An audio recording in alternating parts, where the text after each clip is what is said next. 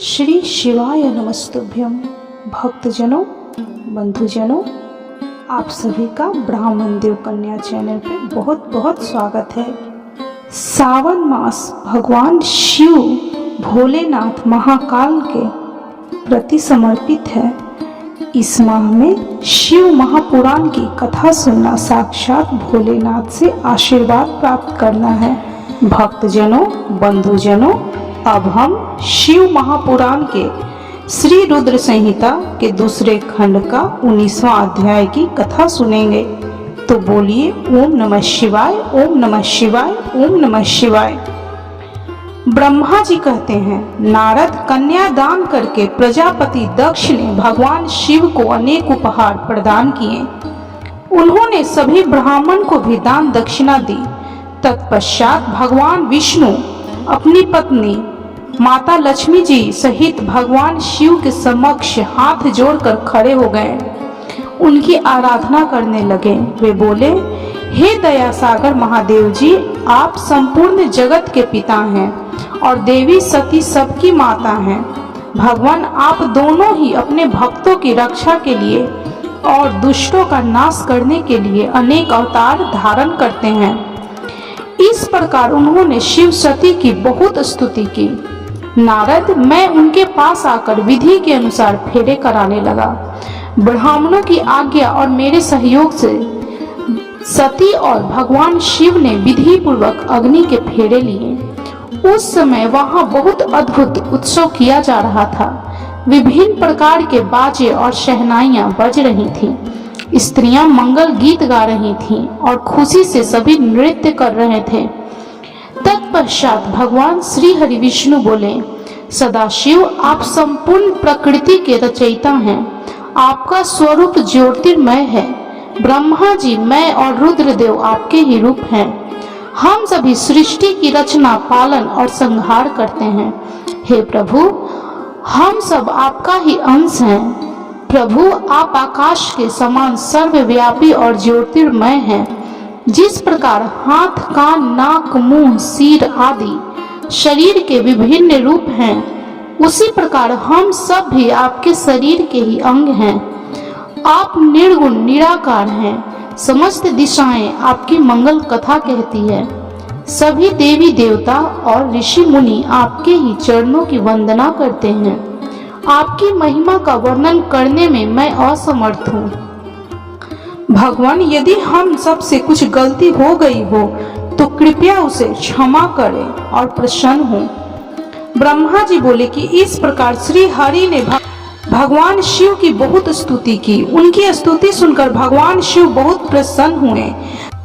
विवाह की सभी रीतियों के पूर्ण होने पर हम सभी ने महादेव जी एवं देवी सती को बधाइयां दी तथा उनसे प्रार्थना की कि वे अपनी कृपा दृष्टि सदैव सभी पर बनाए रखें, वे जगत का कल्याण करें। तत्पश्चात भगवान शिव ने मुझसे कहा, हे ब्रह्मा, आपने मेरा वैवाहिक कार्य संपन्न कराया है, अतः आप ही मेरे आचार्य हैं।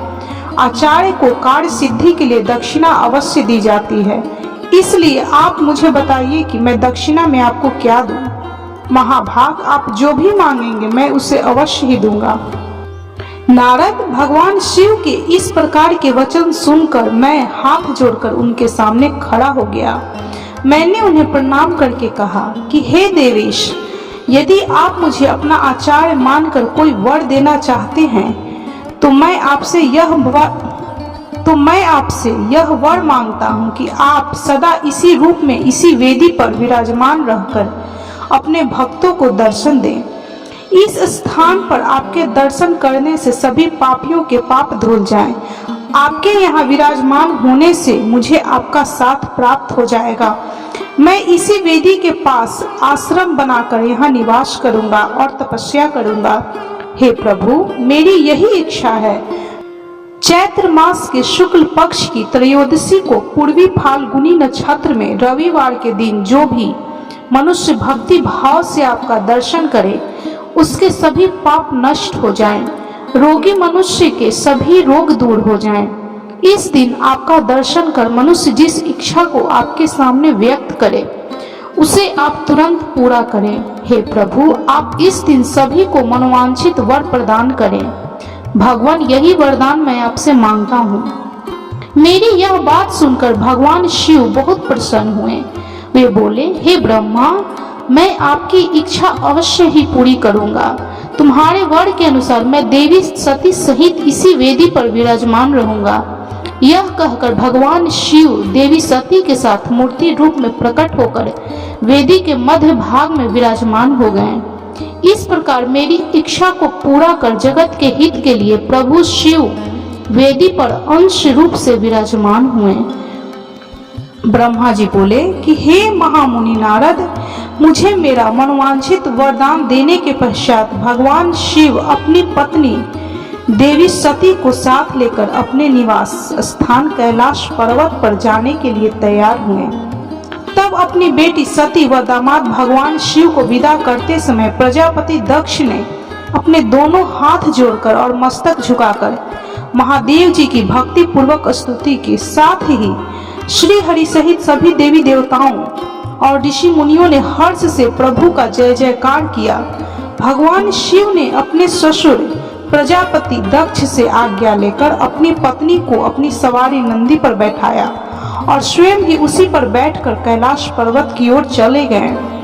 उस समय वृषभ पर बैठे भगवान शिव व सती की शोभा देखते ही बनती थी।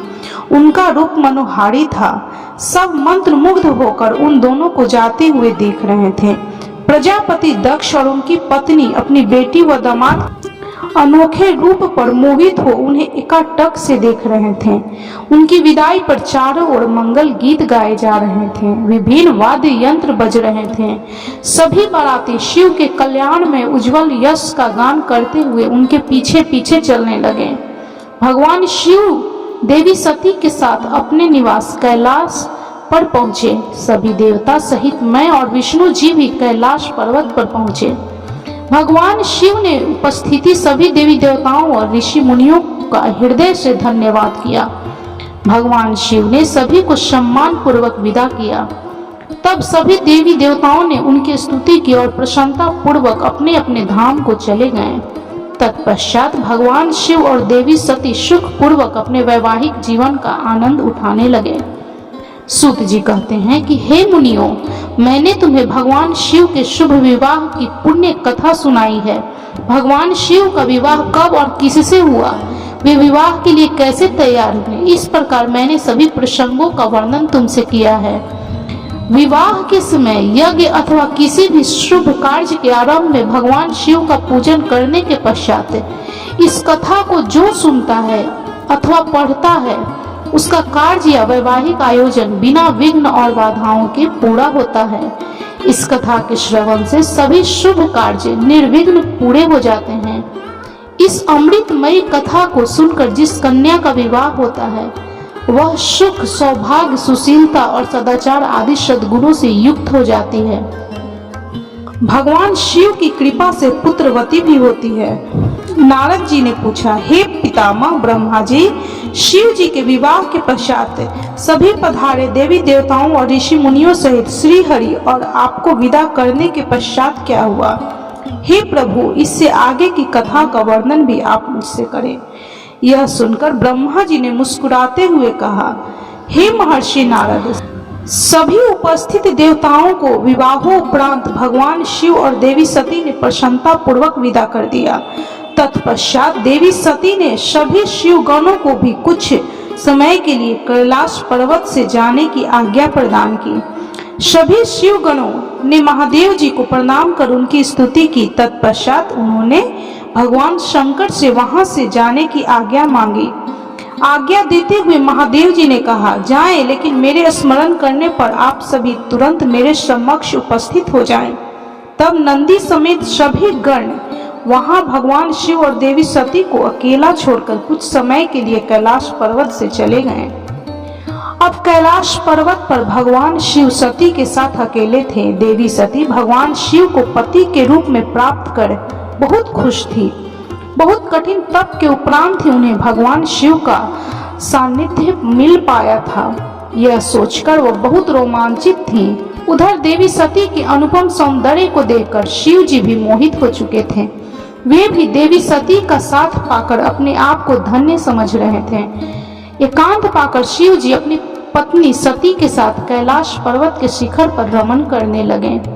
कैलाश पर्वत पर शिव जी और दक्ष कन्या सती के विविध विहारों का वर्णन विस्तार से करने के बाद ब्रह्मा जी ने कहा कि नारद, एक दिन की बात है, देवी सती भगवान शिव को प्रेम पूर्वक प्रणाम करके दोनों हाथ जोड़कर खड़ी हो गईं। उन्हें चुपचाप देखकर भगवान शिव समझ गए कि देवी सती के मन में कुछ बात अवश्य है जिसे वह कहना चाह रही हैं। तब उन्होंने मुस्कुराकर देवी सती से पूछा कि हे प्राण वत्सला, कहिए आप क्या कहना चाहती हैं। यह सुनकर देवी सती बोली कि हे भगवान, वर्षा ऋतु आ गई है, चारों ओर का वातावरण सुंदर व मनोहारी हो गया है।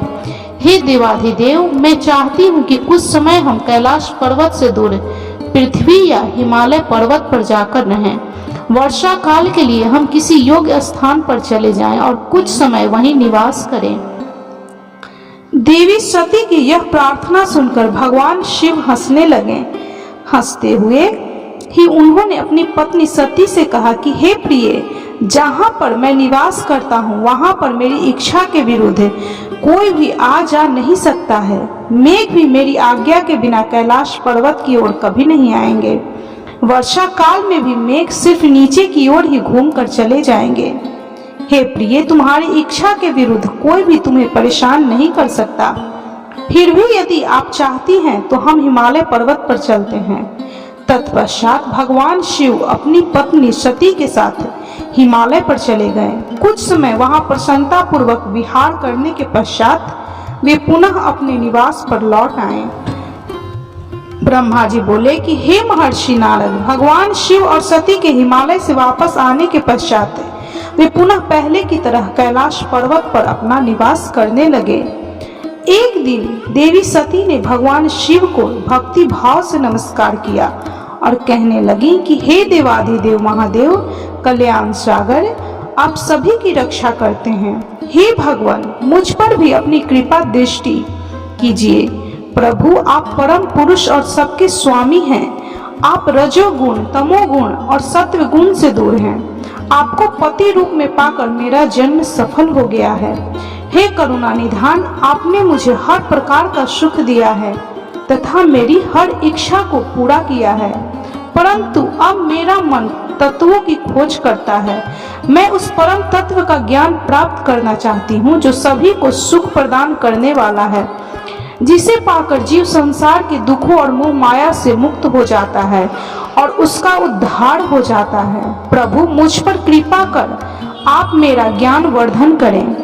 ब्रह्मा जी बोले कि मुने नारद, इस प्रकार आदिशक्ति देवी ने जीवों के उद्धार के लिए भगवान शिव से प्रश्न किया।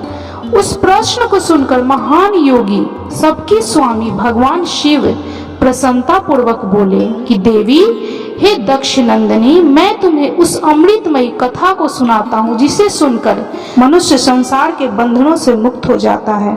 यही वह परम तत्व विज्ञान है जिसके उदय होने से मेरा ब्रह्म स्वरूप है। ज्ञान प्राप्त करने पर उस विज्ञानी मनुष्य की बुद्धि शुद्ध हो जाती है। उस विज्ञान की माता मेरी भक्ति है। वह भोग और मोक्ष रूप को प्रदान करती हैं। भक्ति और ज्ञान सदा सुख प्रदान करता है। भक्ति के बिना ज्ञान और ज्ञान के बिना भक्ति की प्राप्ति नहीं होती है। हे देवी, मैं सदा अपने भक्तों के अधीन हूँ। भक्ति दो प्रकार की होती है, सगुण और निर्गुण। शास्त्रों से प्रेरित और हृदय के सहज प्रेम से प्रेरित भक्ति श्रेष्ठ होती है, परंतु किसी वस्तु की कामना स्वरूप की गई भक्ति निम्न कोटि की होती है। हे प्रिय, मुनियों ने सगुणा और निर्गुणा नामक दोनों भक्तियों के 9 भेद बताए हैं। श्रवण, कीर्तन, स्मरण, सेवन, दास्य, अर्चन, वंदन, सख्य और आत्मसमर्पण ही भक्ति के अंग माने जाते हैं। जो एक स्थान पर स्थिरता पूर्वक बैठकर तन मन को एकाग्रचित करके मेरी कथा और कीर्तन को प्रतिदिन सुनता है, इसे श्रवण कहा जाता है। जो अपने हृदय में मेरे दिव्य जन्म कर्मों का चिंतन करता है उसका अपनी वाणी से उच्चारण करता है। इसे भजन रूप में ही गाना ही कीर्तन कहा जाता है। मेरे स्वरूप को नित्य अपने आसपास हर वस्तु में तलाश कर मुझे सर्वत्र व्यापक मानना तथा सदैव मेरा चिंतन करना ही स्मरण है। सूर्य निकलने से लेकर रात्रि तक हृदय और इंद्रियों से निरंतर मेरी सेवा करना ही सेवन कहा जाता है। स्वयं को प्रभु का किंकर समझकर अपने हृदयामृत के भोग से भगवान का स्मरण दास्य कहा जाता है। अपने धन और वैभव के अनुसार 16 उपचारों के द्वारा मनुष्य द्वारा की गई मेरी पूजा अर्चन कहलाती है। मन, ध्यान और वाणी से मंत्रों का उच्चारण करते हुए इष्ट देव को नमस्कार करना वंदन कहा जाता है। ईश्वर द्वारा किए गए फैसलों को अपना हित समझकर उसे सदैव मंगल मानना ही संख्य है। मनुष्य के पास जो भी वस्तु है वह भगवान की प्रसन्नता के लिए उनके चरणों में अर्पण कर उन्हें समर्पित कर देना ही आत्मसमर्पण कहलाता है। भक्ति के यह 9 अंग भोग और मोक्ष प्रदान करने वाले हैं। ये सभी ज्ञान के साधन मुझे प्रिय हैं। मेरी सांगोपांग भक्ति ज्ञान और वैराग्य को जन्म देती है। इससे सभी अभीष्ट फलों की प्राप्ति होती है।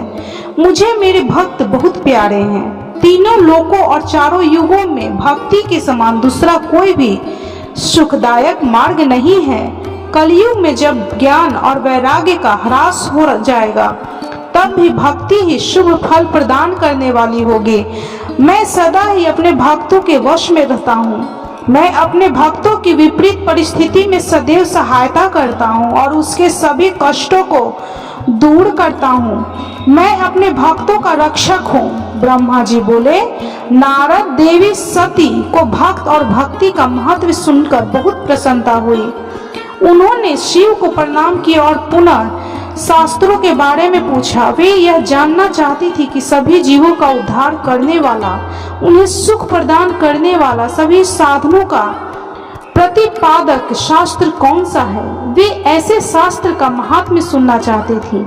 सती का प्रश्न सुनकर शिव जी ने प्रसन्नता पूर्वक सब शास्त्रों के विषय में देवी सती को बताया। महेश्वर ने 5 अंगों सहित तंत्र शास्त्र, यंत्र शास्त्र तथा सभी देवेश्वरों की महिमा का वर्णन किया। उन्होंने इतिहास की कथा भी सुनाई, पुत्र और स्त्री के धर्म की महिमा भी बताई। मनुष्य को सुख प्रदान करने वाले वैदिक शास्त्र तथा ज्योतिष शास्त्र का भी वर्णन किया। भगवान शिव ने भक्तों का महात्म्य और राजधर्म भी बताया। इस प्रकार भगवान शिव ने सती को उनके पूछे गए सभी प्रश्नों का उत्तर देते हुए सभी कथाएं सुनाई। इस प्रकार शिव महापुराण के रुद्र संहिता के दूसरे खंड की यह कथा संपन्न हुई। तो बोलिए ओम नमः शिवाय, ओम नमः शिवाय, ओम नमः शिवाय। आप भी इस शिव भक्ति की कथा अवश्य सुने। इस कथा को सुनने से आपके मन की जो भी मनोरथें होंगी भगवान पूर्ण करेंगे। आपके जीवन की सभी समस्याओं का भगवान शिव महाकालेश्वर समाधान करेंगे। तो बोलिए कर्पूर गौरम करुणावतारम संसार सारम भुजगेंद्र हारम सदा वसंतम हृदय रविंदे भवम भवानी सहितम नमामि। ओम नमः शिवाय, ओम नमः शिवाय, ओम नमः शिवाय। भक्तजनों, बंधुजनों, यदि आपको शिव महापुराण की यह कथा अच्छी लगी हो तो कृपया वीडियो को लाइक, शेयर और सब्सक्राइब जरूर करें और कमेंट में हर हर महादेव, ओम नमः शिवाय, जय महाकाल जरूर लिखें।